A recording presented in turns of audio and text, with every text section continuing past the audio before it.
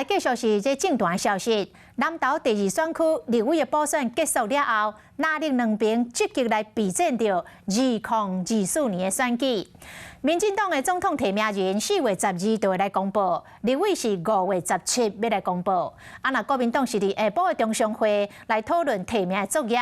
立委上慢5月完成登记，总统的部分可能要等到6月。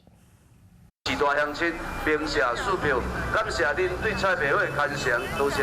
南投第2选区立委补选，蔡培慧甲国民党票仓区抢落来，民进党嘛准备要来备战2024。预计8号下晡中执会公告顶摆选举得票率比42.5%少的16个立委艰难选区，在这个选区内底未初选，会用定调的方式来推出候选人。有一个合作的一个默契了。那民进党针对艰困区，其实也已经有几次都有这些成熟的机制。民进党党内的一个机制出来以后，那我们也就是循这个机制来走就好了。对比过去初选结束才决定艰难选区，民进党这摆变效率嘛，同时处理一般含艰难选区。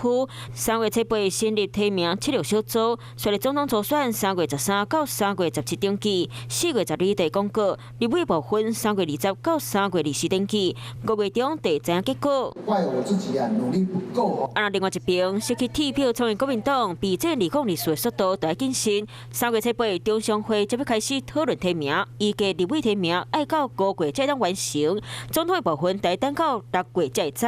一个大选这么大的大选的话，那我是觉得春暖花开以后。那适当的表态是差不多时机。说好的春暖花开，这下可能得等到台风季，党内同志好着急。我相信，会因应每个选区的情况不一样，那也可以甄选出最强的候选人。一边面前拼认真，一边拼势要翻盘。为今年春天开始，2024的选战已经正式起鼓。